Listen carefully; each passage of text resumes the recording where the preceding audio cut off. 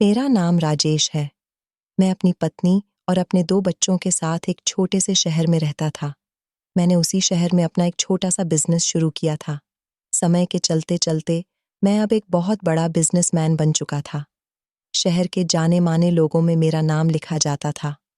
मेरे पास पैसे की कोई कमी नहीं थी। मैंने अपने बच्चों की हर ख्वाहिश को हमेशा पूरा किया था। मैंने अपने बच्चों को कभी किसी चीज़ से नहीं रोका। आखिरकार मैं ये सब उनके लिए ही तो कर रहा था। हम इतने अमीर थे कि हमने अपने घर ढेर सारे नौकरों को काम पर रखा हुआ था। तब मेरे बेटे अनुज की उम्र 23 साल थी और मेरी बेटी सौम्या 19 साल की थी। मेरा बेटा ऐसी शहर में रहकर ही अपनी पढ़ाई पूरी कर रहा था और मेरी बेटी सौम्या लंदन से अपनी पढ़ाई कंप्लीट कर रही थी। मेरा बेटा अपने दोस्तों के साथ रहना बहुत पसंद करता था। उसके सारे दोस्त उसी के कॉलेज में रहकर ही अपनी पढ़ाई कंप्लीट कर रहे थे, इसलिए वो भी यहीं से अपनी पढ़ाई कंप्लीट करना चाहता था। मुझे लगता था कि अब मेरा बेटा अनुज बड़ा हो गया है और अब वह मेरे बिजनेस को संभालने के काबिल हो गया है। मैं चाहता था कि वो मेरे से भी ज्यादा तरक्की करे, मेरे बिजनेस को आसमान की ऊंचाइयों पर ले जाए। अभी मेरे बेटे को अभी अपनी लाइफ एंजॉय करनी थी। मैं भी अपने दोनों बच्चों को लाइफ में इंटरफेयर नहीं करता था। मैं उन्हें किसी भी चीज़ के लिए मना नहीं करता था। वो जिस भी चीज़ पर हाथ रख देते, वो उनकी हो जाती थी। मुझे लगता था कि पैसे कमाने के लिए सारी उम्र पड़ी है। अभी बच्चों को अपनी लाइफ एंजॉय करनी चाहिए। मेरी पत्नी भी थोड़े मॉडर्न ख्यालों की थी। मेरी पत्नी मेरे दोनों बच्चों पर बिल्कुल भी ध्यान नहीं देती थी। वो हमेशा अपनी किटी पार्टीज में ही बिजी रहती थी, लेकिन फिर भी मेरे दोनों बच्चों हम दोनों पति पत्नी को बहुत अधिक प्यार करते थे। मेरी बेटी की भी पढ़ाई अब पूरी होने वाली थी और कुछ ही दिनों में वह वापस इंडिया आने वाली थी। मेरे बेटे अनुज को लगता था कि अब आगे पढ़ाई में कुछ नहीं रखा। अब वो कुछ समय अपने आप को एक ब्रेक देना चाहता था। वो हमेशा अपने दोस्तों के साथ ही घूमता फिरता रहता था। कभी वो कहीं ट्रिप पर जाता तो कभी कई कई दिन तक अपने दोस्तों के साथ गायब रहता था। मैं उससे ज्यादा पूछताछ नहीं करता था क्योंकि मैं भी ज्यादातर अपने काम में ही बिजी रहता था। ये काम मेरी पत्नी के थे कि बच्चे क्या करते हैं क्या नहीं करते, उन्हें इन बातों पर ध्यान रखना चाहिए। मगर वो तो हर बात से आज़ाद थी। हमारे घर में एक बहुत पुरानी नौकरानी कामिनी रहती थी। हम लोग कामिनी पर बहुत भरोसा करते थे, लेकिन अब वो बूढ़ी होने लगी थी। आखिरकार वो बहुत सालों से हमारे घर में काम कर रही थी। उसने हमारा नमक खाया था। वो हमेशा हमारे साथ वफादारी से पेश आती थी। उसकी 3 बेटियां थीं। 2 बेटियों की वो शादी कर चुकी थी। अब उसकी एक ही बेटी रह गई थी। एक बार उसने मुझसे कहा कि मालिक, मेरी बेटी घर में अकेली रहती है।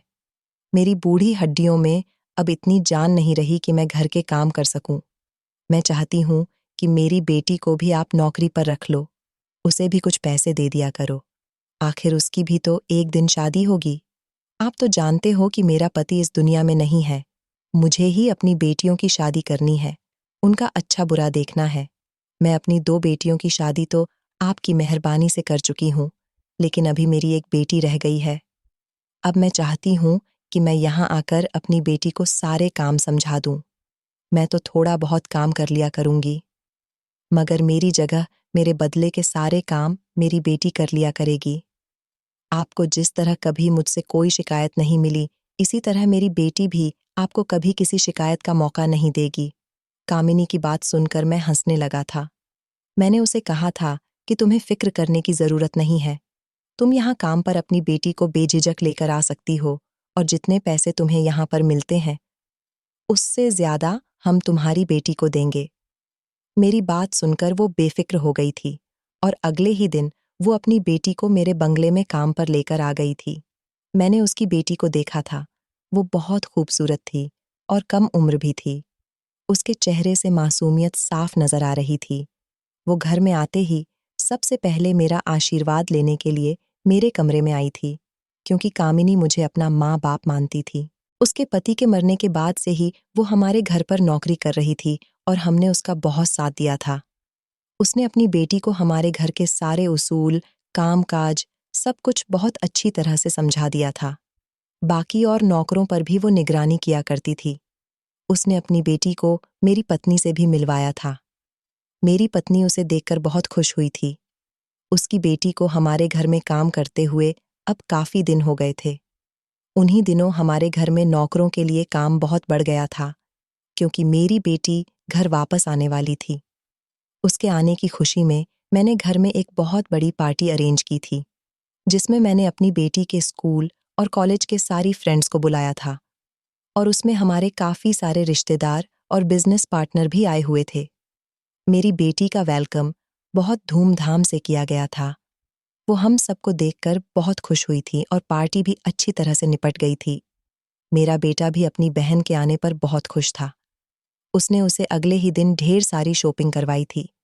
मेरी बेटी जब कामिनी से मिली तो उसने अपनी बेटी की मुलाकात मेरी बेटी से करवाई थी, जिसे देखकर मेरी बेटी बहुत खुश हुई थी।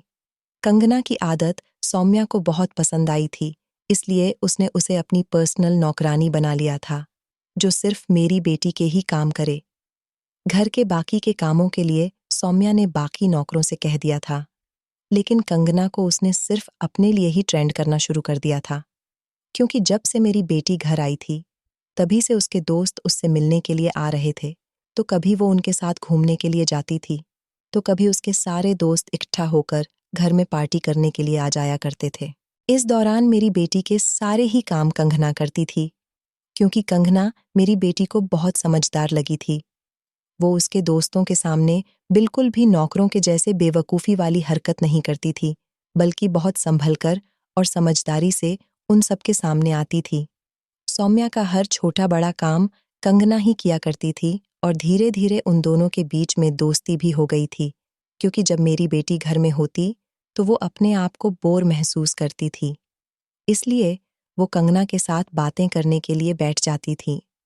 मेरी बेटी अब जवान हो रही थी, लेकिन उसकी माँ को इस बात का होश नहीं था। तभी तो मेरी बेटी को कंगना से दोस्ती करनी पड़ गई थी, ताकि घर में रहकर वो बोरियत महसूस ना कर सके।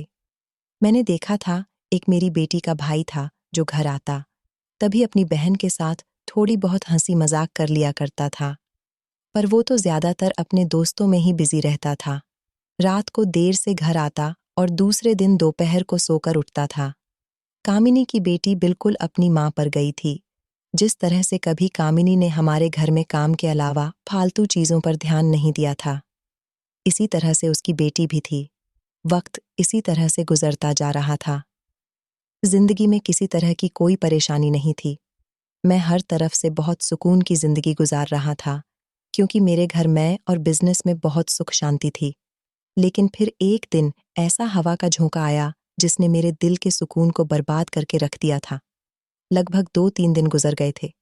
मेरी बेटी मेरे कमरे में शिकायत करने आई और कहने लगी कि डैड देखिए ना, कंगना काम पर नहीं आ रही है। आपको पता है, जिस दिन से मैं इस घर में आई हूँ, मुझे कंगना के ही काम की आदत हो गई है। कामिनी आंटी कहती हैं कि उसकी तबीयत ठीक नहीं है। मैंने उनसे कहा है कि आप उसका अच्छे डॉक्टर से ट्रीटमेंट करवाइए, ताकि वो जल्द से जल्द ठीक हो जाए और घर पर वापस आ जाए। मुझे उसकी बहुत बुरी आदत हो गई है। मुझे दूसरी नौकरानियों के हाथ से अपना कोई काम पसंद नहीं आ रहा। मैंने उसी समय कामिनी को बुलाया था और उससे पूछा था कि तुम्हारी बेटी को क्या हुआ। कामिनी की आंखों में आंसू थे। वो कहने लगी कि पता नहीं मालिक, मेरी बेटी को क्या हो गया। 3 दिन से बुखार में जल रही है, डरी डरी सी है, बहुत अजीब अजीब सी हरकतें कर रही है, डॉक्टर के पास जाने के लिए तैयार नहीं है।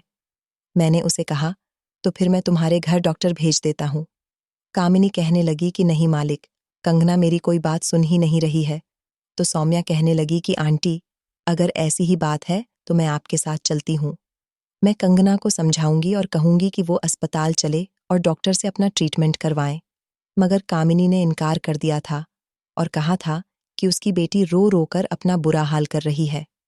अगर उन्होंने जबरदस्ती उसका डॉक्टर से ट्रीटमेंट करवाने की कोशिश की तो वो और ज्यादा परेशान हो जाएगी। लेकिन फिर भी मैंने उसे समझाया था कि तुम अपनी बेटी को समझाने की कोशिश करो। आखिर वो कब तक बीमार रहेगी? ज्यादा तबीयत बिगड़ गई तो लेने के देने पड़ सकते हैं। शायद घर जाने के बाद कामिनी ने अपनी बेटी से डॉक्टर के यहाँ जाने की जबरदस्ती की होगी और उससे पूछा होगा कि आखिर उसे क्या परेशानी हो रही है, वो क्यों ऐसी हरकतें कर रही है, उसकी तबीयत क्यों खराब है। अगले ही दिन मेरी बेटी और मेरी पत्नी शॉपिंग पर गई हुई थीं। दोपहर 1 बजे का टाइम हो रहा था। मैं उस दिन ऑफिस नहीं गया था क्योंकि उस दिन कोई फेस्टिवल था। मैंने नौकर श्यामू को बुलाया था और उससे पूछा था कि छोटे साहब क्या कर रहे हैं, वो अभी सोकर उठे या नहीं, क्योंकि जिस दिन मैं घर में होता था उस दिन मुझे अपने बेटे का देर तक सोना बिल्कुल भी पसंद नहीं होता था। इसलिए मैं बार बार नौकरों से उसके बारे में पूछता रहता था। नौकर ने कहा था कि अभी छोटे साहब नहीं उठे हैं। वो इतना कहकर वहां से चला गया था जब कामिनी चिल्ला चिल्लाकर रोते हुए घर के अंदर दाखिल हुई थी। उस समय मैं हॉल में बैठा हुआ था। मेरे पास मेरा लैपटॉप था। मैंने कामिनी को इस तरह रोते हुए देखकर जल्दी से अपना लैपटॉप बंद कर दिया था। वो अपने साथ अपनी बेटी को भी लेकर आई थी। उसकी बेटी की हालत बहुत बुरी हो रही थी। उसे देखकर लग रहा था कि वो न जाने कब से बीमार है। वो बेहद कमजोर हो चुकी थी। इस पूरे 1 हफ्ते वो हमारे घर पर नहीं आई थी। उसे देखकर ऐसा लग रहा था जैसे मैंने उसे बहुत समय के बाद देखा है, क्योंकि उसके चेहरे का रंग भी काला पड़ चुका था। न जाने वो कौन सा सदमा अपने दिल से लगाए बैठी थी। मैंने कामिनी से कहा कि क्या हुआ कामिनी, क्यों रो रही हो? वो मेरे पैरों में गिर गई और रोते हुए कहने लगी कि मालिक गजब हो गया, मेरा सब कुछ बर्बाद हो गया, मेरी बेटी की जिंदगी तबाह हो गई। मैंने अपने पैर उसके हाथों से छुड़ाए थे और उसे कहा था, अब बताओ भी क्या हुआ है? इस तरह शोर मचाने की क्या जरूरत है? और रोना बंद करो और तसल्ली से बताओ कि क्या हुआ है। उसके शोर मचाने पर घर की और 2-3 नौकरानियां भी वहां आकर खड़ी हो गई थीं। वो कहने लगी कि मालिक, मेरी बेटी की इज्जत के साथ खिलवाड़ हुआ है। उसकी बात सुनकर तो मेरे होश ही उड़ गए थे। मैंने कहा, ये तुम क्या कह रही हो? उसने अपनी बेटी का हाथ पकड़कर मेरे आगे किया और कहने लगी कि देखो इसकी हालत इसी वजह से हुई है, क्योंकि इसकी इज्जत के साथ खेला गया है। मैंने कहा, कौन है वो इंसान जिसने तुम्हारी बेटी की ये हालत की है? बताओ मुझे, मैं उसे छोड़ूंगा नहीं। वो कहने लगी कि मालिक, मैं आपके आगे हाथ जोड़ती हूँ, मेरी बेटी को इंसाफ जरूर देना। इसके साथ ज्यादती करने वाला इंसान कोई और नहीं बल्कि आपका बेटा है। छोटे साहब ने इसे कहीं मुंह दिखाने लायक नहीं छोड़ा।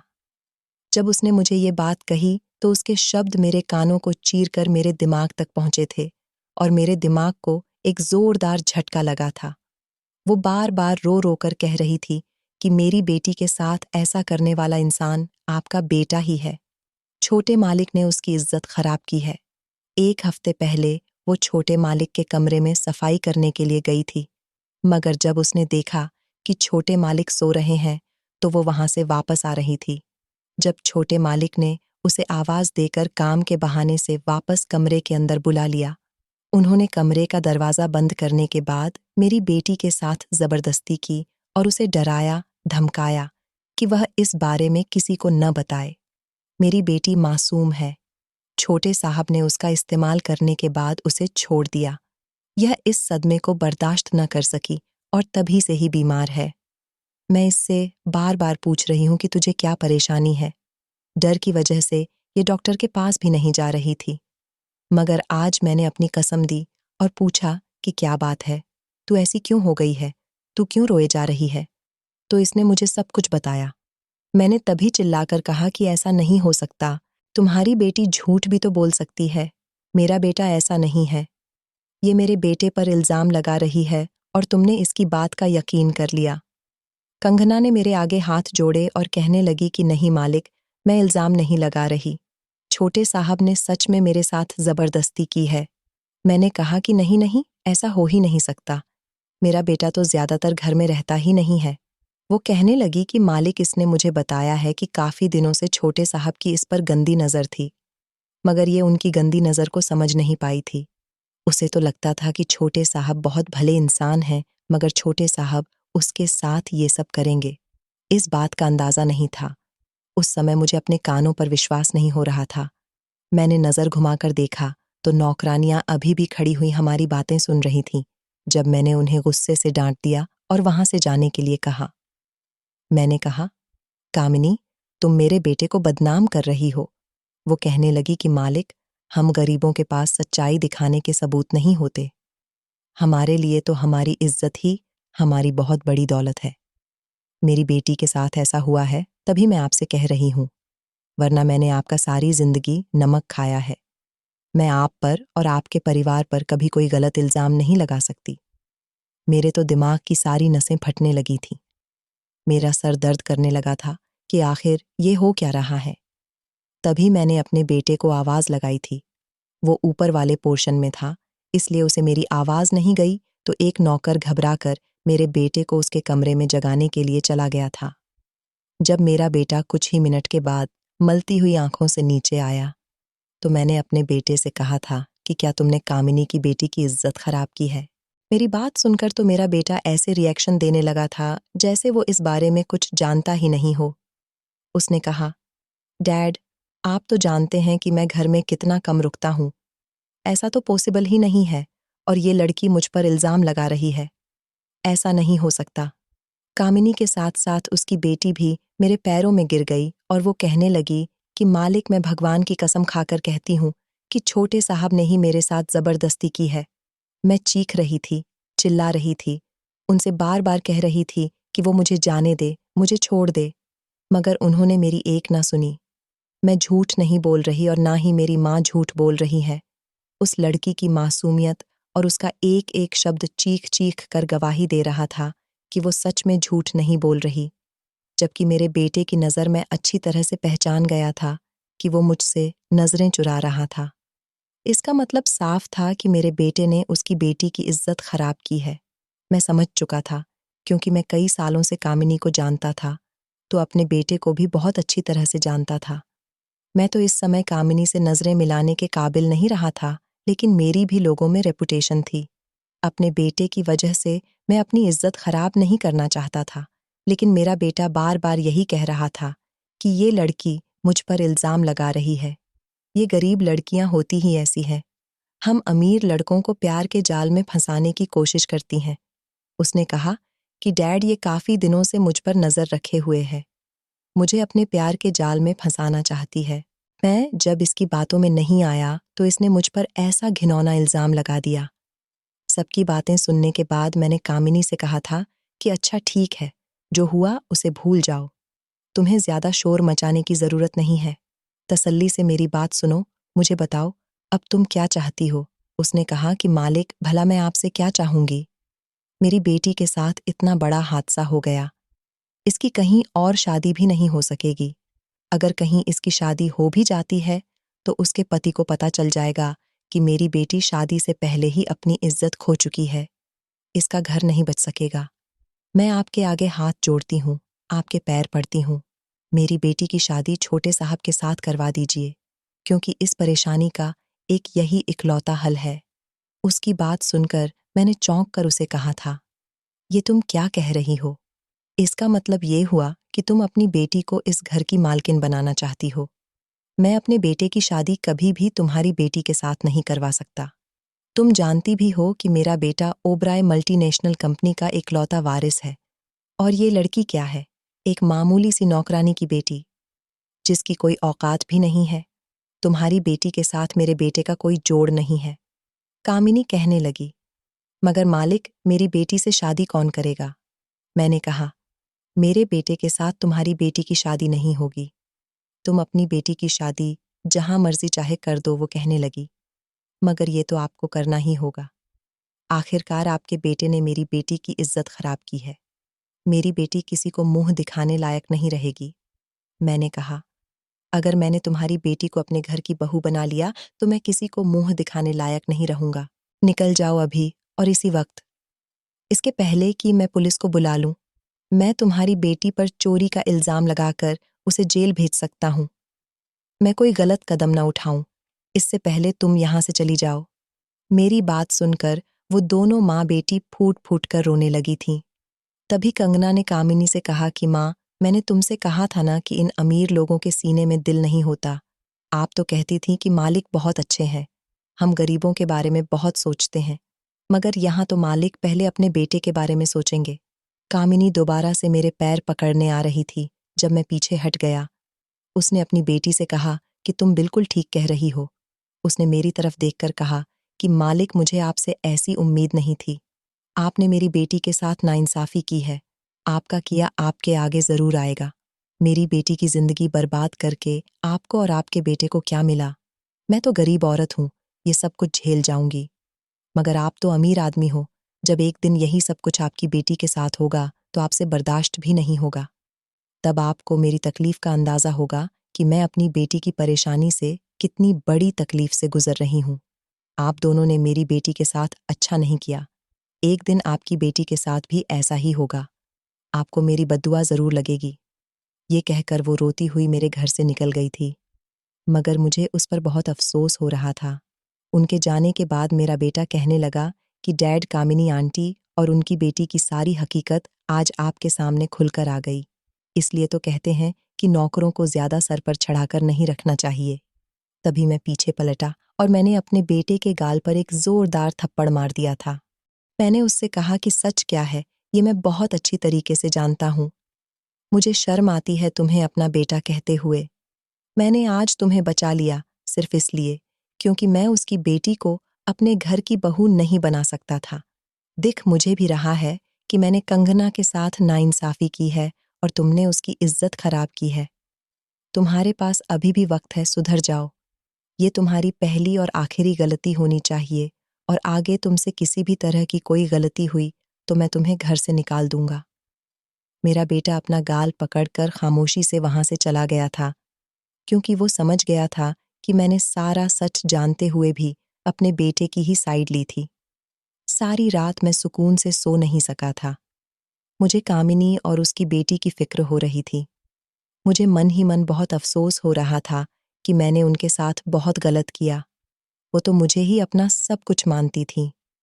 तभी तो बड़ी उम्मीद के साथ यहाँ अपनी बेटी का इंसाफ करवाने के लिए आई थी।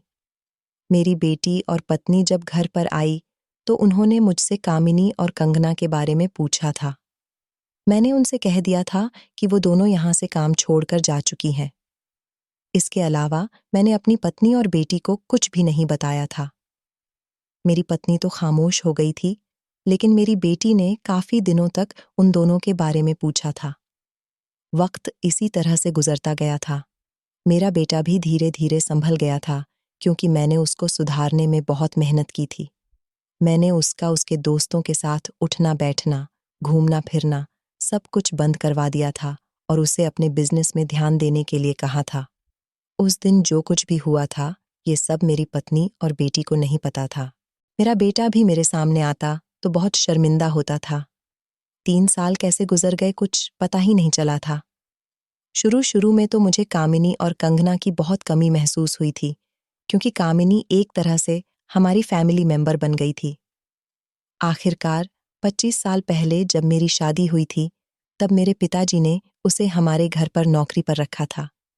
मैं उसे तब से जानता था और अब अचानक से उसका नौकरी छोड़कर चले जाना, ये सब मेरी पत्नी और बेटी को कुछ ठीक नहीं लगा था, लेकिन क्या कर सकते हैं। इस बात को छुपाने के लिए मुझे न जाने कितने झूठ बोलने पड़े थे। और फिर वक्त के साथ साथ सबके दिमाग से कामिनी और कंगना निकल गई थी। वो उस दिन के बाद कहाँ गई? उनके साथ क्या हुआ? हमें कुछ नहीं पता था, क्योंकि वो कभी दोबारा मेरे बंगले पर वापस नहीं आई थी। मैं भी उन दोनों के बारे में बिल्कुल भूल चुका था। वो दोनों कभी न तो मुझे दिखाई दी थी और न ही हमारे घर में उनके बारे में कोई बात करता था। मैं अपनी बेटी की शादी करना चाहता था। लोग कहते थे कि पहले मैं अपने बेटे की शादी करूं, लेकिन मैंने अपने बेटे का रिश्ता अपने बिजनेसमैन दोस्त की इकलौती बेटी और करोड़ों की मालकिन से लगा दिया था, क्योंकि मैं अपने ही लेवल की बहू अपने घर में लेकर आना चाहता था और मेरी बेटी का रिश्ता भी मैं ऐसे ही घर में करना चाहता था जो लोग हमारे लेवल के हों। फिर फाइनली मेरी बेटी के लिए भी एक ऐसा ही रिश्ता मिल गया था। मेरी बेटी के ससुराल वाले तो यूरोप में रहते थे। लड़का अकेला ही यहाँ रहता था और अपना सारा बिजनेस वो अकेला ही संभाल रहा था। मुझे वो बहुत पसंद आया था। उसके पेरेंट्स उन दोनों की शादी करवाने के बाद वापस यूरोप चले गए थे, मगर मेरी बेटी और दामाद इसी शहर में रहते थे। कभी कभी मेरे दामाद का यूरोप आना जाना लग जाता था। जब वो यूरोप जाता था तो उसे वहाँ का भी बिजनेस संभालना होता था, क्योंकि उसके डैड ने वहाँ पर भी एक अपनी मल्टीनेशनल कंपनी खोली हुई थी। वो अपने पेरेंट्स का इकलौता बेटा था, इसलिए उस पर चारों तरफ की जिम्मेदारी थी। मेरी बेटी अपने ससुराल में बहुत खुश रह रही थी। मैं भी बेफिक्र था कि मेरी बेटी को अच्छी ससुराल मिल गई थी, जहां पर वो राज कर रही थी। धीरे धीरे मेरी बेटी की शादी को 8 महीने गुजर गए थे। अब मैं 2 महीने बाद अपने बेटे की भी शादी करने वाला था। सब कुछ बिल्कुल ठीक चल रहा था, जब एक दिन मेरी बेटी रोते हुए घर आई थी। उसकी हालत बहुत खराब हो रही थी। वो बस रोए चले जा रही थी। समझ नहीं आ रहा था कि वह क्यों रो रही है। मेरी पत्नी ने सौम्या को छूकर देखा तो वह चिल्ला उठी और कहने लगी कि इसे तो तेज बुखार है। मेरी बेटी रोते रोते बेहोश हो गई थी। हमने उसे अस्पताल में एडमिट करवा दिया था। डॉक्टर ने बताया कि ये प्रेग्नेंट है और इनको 1.5 महीने की प्रेगनेंसी है। इन्हें अपना ख्याल रखना चाहिए। स्ट्रेस लेना इनके लिए ठीक नहीं है। ये बात सुनकर एक तरफ हम लोग खुश हुए थे, तो दूसरी तरफ हमें दुख भी सता रहा था कि हमारी बेटी सौम्या को आखिरी स्ट्रेस किस बात का है कि उसकी कंडीशन ऐसी हो गई है। मगर वो बेहोश थी। होश में आती तभी हमें सब कुछ बता सकती थी। हम उसके होश में आने का इंतजार कर रहे थे। लगभग 2 घंटे के बाद वो होश में आई थी, तो मेरी पत्नी उसे मिलने के लिए कमरे में चली गई थी। मैं भी दरवाजे से खड़ा हुआ अपनी बेटी को देख रहा था। वो होश में आते ही फिर से मेरी पत्नी को चिपटकर फूट फूट कर रोने लगी थी। मेरी पत्नी बार बार उससे पूछ रही थी कि बेटा, आखिर क्या हुआ है? तुम रो क्यों रही हो? क्या तुम्हारे पति से तुम्हारा कोई झगड़ा हुआ है? मगर वो तो इस समय यूरोप में है। बताओ भी क्या बात है बेटा? हम तुम्हारी वजह से बहुत परेशान हो रहे हैं। फिर मेरी बेटी ने एक ऐसी सच्चाई अपनी माँ को सुनाई थी, जो मैं भी दरवाजे से खड़ा हुआ सुन रहा था। लेकिन मुझे वो सब सुनने के बाद ऐसा महसूस हो रहा था, जैसे मेरे पैरों के नीचे ज़मीन ही नहीं है। मुझे अपने कानों पर विश्वास नहीं हो रहा था। मुझे चारों तरफ से बिजली कड़कती हुई नजर आ रही थी। मुझे अपनी जिंदगी बुरी लगने लगी थी। मुझे खुद से नफरत महसूस होने लगी थी। मेरी बेटी रोते हुए बता रही थी कि पिछले 2 महीने से उसके घर में मौजूद एक नौकर उसे बहुत परेशान कर रहा है। एक दिन मेरी बेटी अपने कमरे में आराम कर रही थी, जब वो नौकर जबरदस्ती उसके कमरे में घुस आया। उसने कमरे का दरवाज़ा बंद कर लिया और उसके साथ जबरदस्ती की। मेरी बेटी अपने आप को उससे बचा नहीं सकी थी। वो नौकर मेरी बेटी की इज्जत खराब कर चुका था।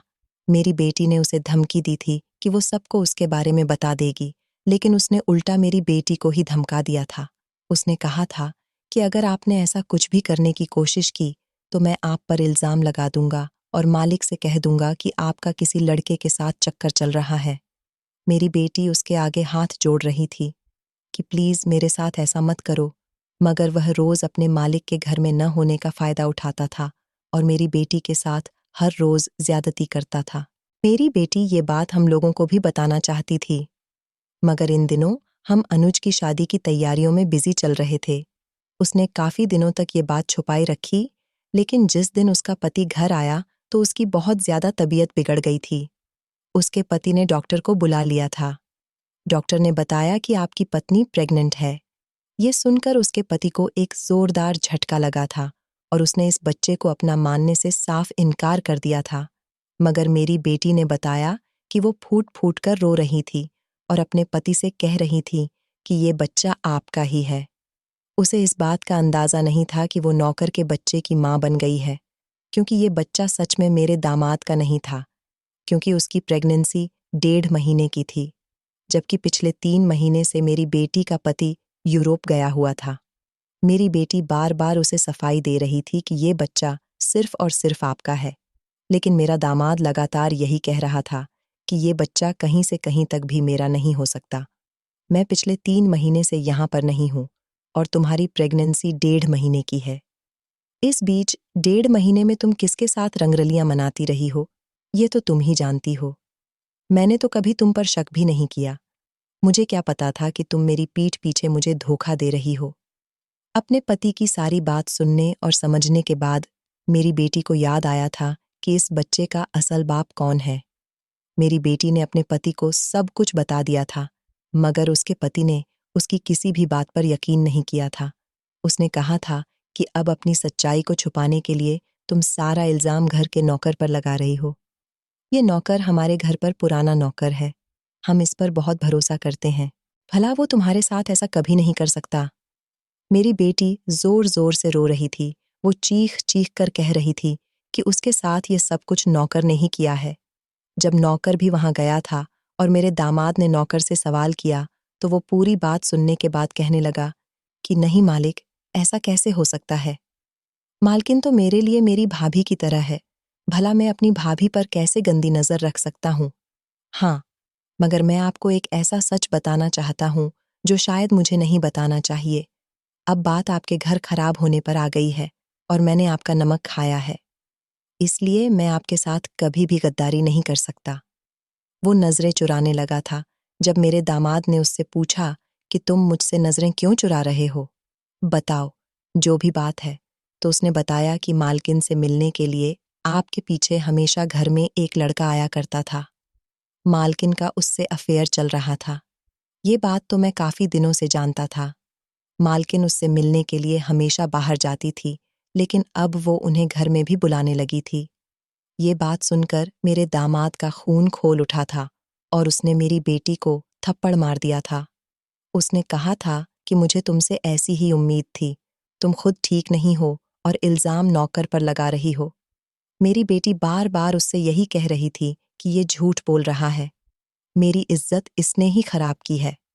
मैं सच कह रही हूं, मगर उसका पति उसकी कोई भी बात सुनने के लिए तैयार नहीं था और उसने उसके कैरेक्टर को गलत साबित करके उस अपने नौकर की बातों पर भरोसा करके उसे डिवोर्स दे दी थी और घर से निकाल दिया था।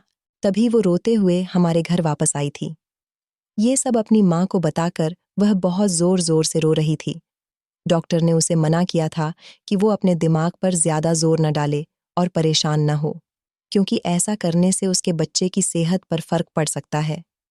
अभी इसकी शुरुआत के दिन थे, इसलिए उसे अपना ख्याल रखने की बहुत जरूरत थी, लेकिन उसका पति उसे डिवोर्स दे चुका था। ये सदमा उससे बर्दाश्त नहीं हो रहा था। कुछ समय के बाद मेरी बेटी की तबीयत कुछ ठीक हुई तो हम उसे घर ले आए थे। घर आने के बाद भी वो बहुत रोई थी। वह मेरे सामने फूट फूट कर रोने लगी थी और कह रही थी कि पापा, आखिर मुझसे ऐसी कौन सी गलती हो गई थी जिसकी सजा मुझे मिली है।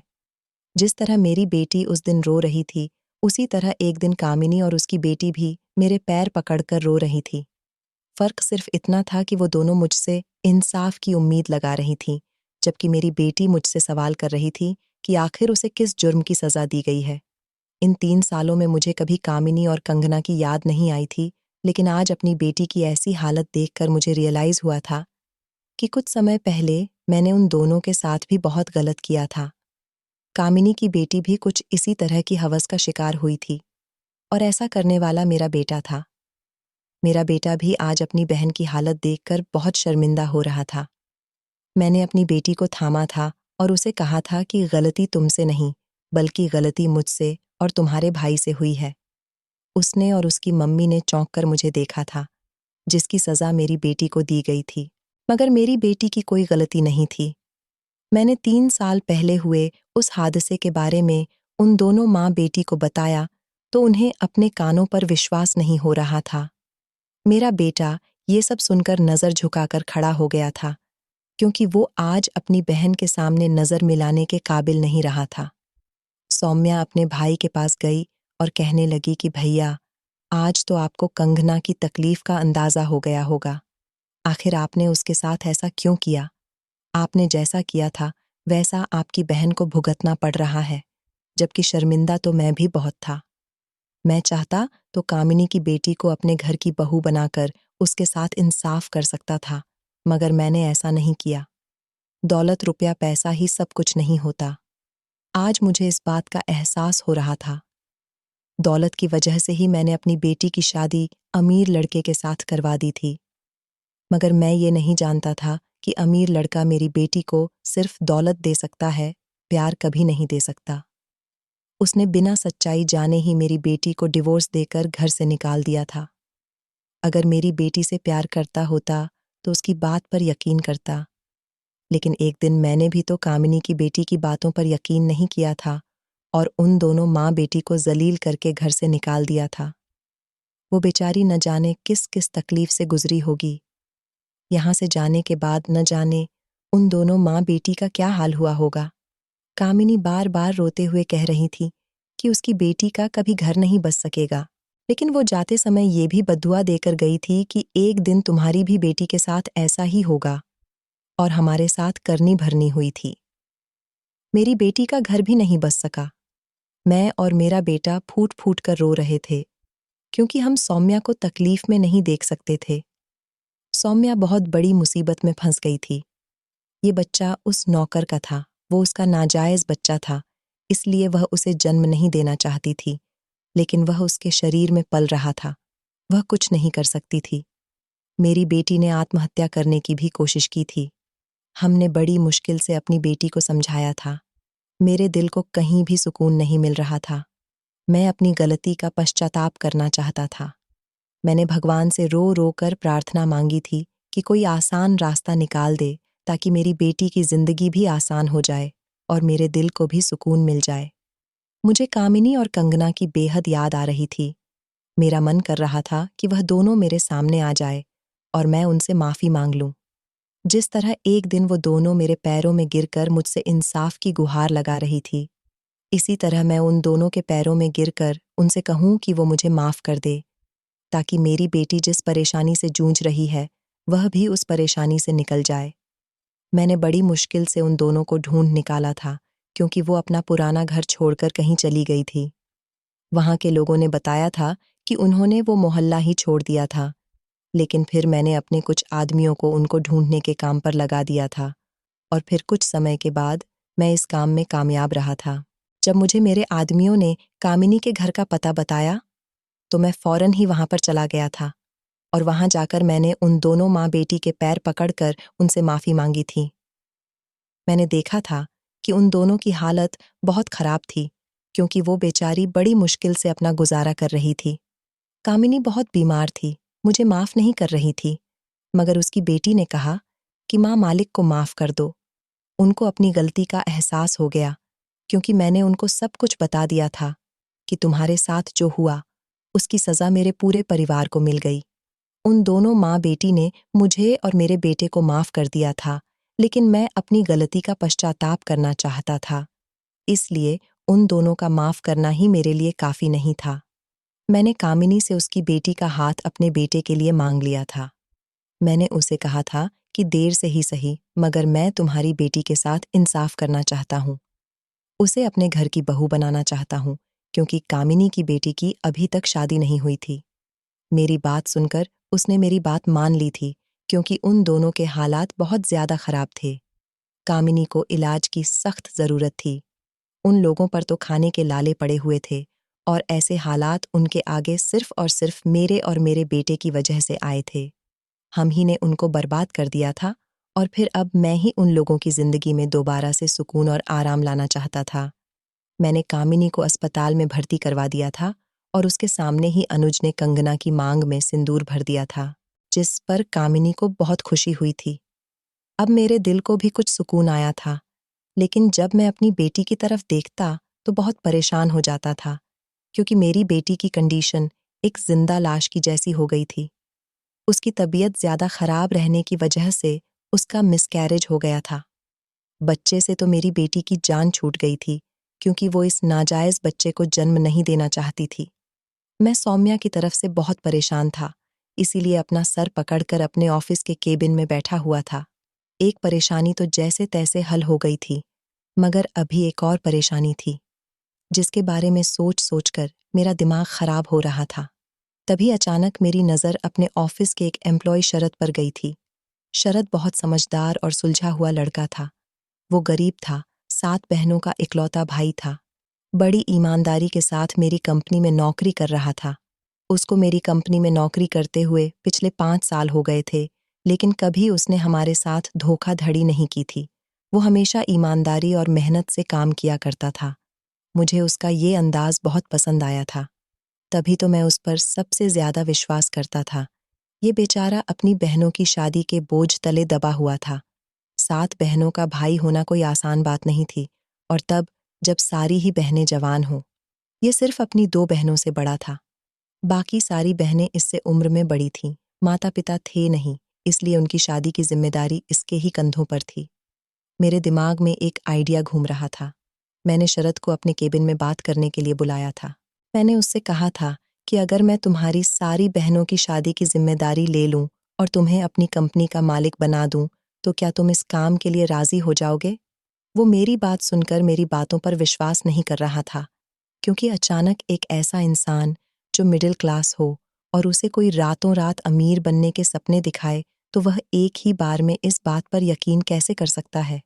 मगर मैंने सच में ये ऑफर शरद को दिया था, क्योंकि मैं चाहता था कि मेरी बेटी की शादी शरद के साथ हो जाए। उससे बेहतर रिश्ता मुझे अपनी बेटी के लिए कोई मिल ही नहीं सकता था।